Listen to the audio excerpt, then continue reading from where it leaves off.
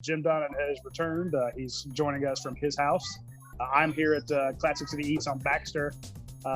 Jake is in front of the Dreamcatcher, and Dane is actually at UGASports secret bunker. You can see the wallpaper there. I'm back, man, so let's go for it.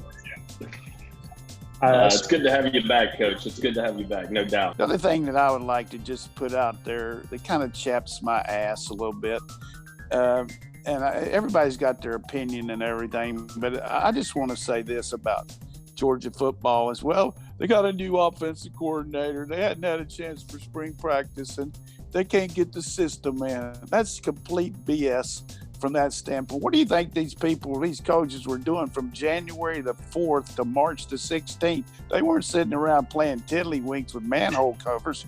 They were out there working their ass off on this football team, using the rules to their advantage. And I think this is a really good question. Everybody's expecting George Pickens to be wide receiver 1. Who's wide receiver 2 this year? I think the real ace card here, ace in the hole, is Cook. Just because I've seen Coach Monken's offense over the years when I was doing Conference USA games, and he used that Ito Smith who played for the Falcons. He used him in so many different ways out of the backfield, where he would line up and shift into the slot or shift into trips. And I could see us doing that, keeping Zamir White or McIntosh back there and then shifting Cook out and making him a really dangerous guy. Obviously, Arian Smith, I think, brings that different level with speed.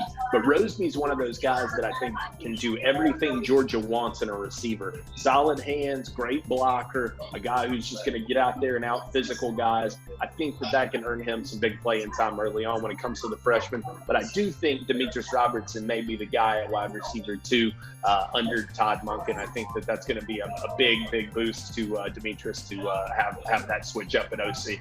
Yeah, I'm going to go with Dominic Blaylock off of his knee injury. I think he's going to have a great recovery, and he's Dominic's going to be mad at me because I just didn't say anything. He's one of my favorites.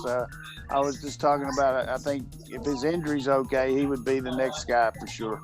I got your back, Coach. That's why we're a team. Jake, before you jump to the next question, I'm going to give a big shout out to our friends at Athens Ford. With Todd Monken coming in and being his first go here in Georgia, you got Jamie Newman for 1 year. Kind of playing off of what you just said, how much do you kind of go with what the quarterback is already comfortable with? How much do you kind of go with what a guy like that who's experienced? Yeah, good question. And I think that's what you always do, is you fit your stuff to what your players can do and what they can learn and what they can adapt to. The quarterback room got crowded quickly. With Brock Vandegrift on the way, do you see one or more of the QBs transfer? Roddy, I know you've always got an ear to the ground when it comes to the possibility of transfers, guys looking around. Any feelers that you've got out there? Well, I'm pretty sure Dwan Mathis is going to stick around a year at least. He wants to see how it works out. This is a guy who's finally healthy. He wants to give it a shot. He, spurned Ohio State to come here and play, and we knew that coming out of last year through the bowl game, this guy was geeked up because he was finally cleared around December or so.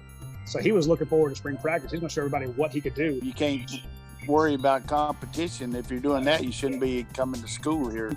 I don't know that Brock wants to play here, so I don't see any big changes there.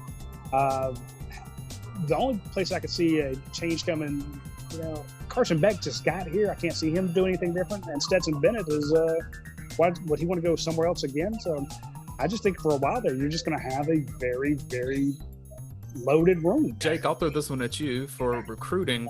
Corey Foreman, what are Georgia's chances?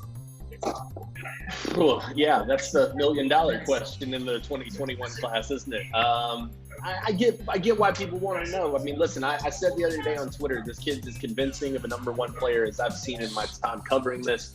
Completely dominant when it comes to the pass rush. And that's where the game's moving, is you got to have guys like that. As far as Georgia's chances, I do think Georgia's really in the hunt on this. Now, what has to happen in order for me to feel that there's a legitimate shot moving forward is you got to get Mason Smith on campus. One thing I would guarantee you about those two guys, if they go to the same school, I will guarantee you this. One of you say what? What? The other team will run to the other side.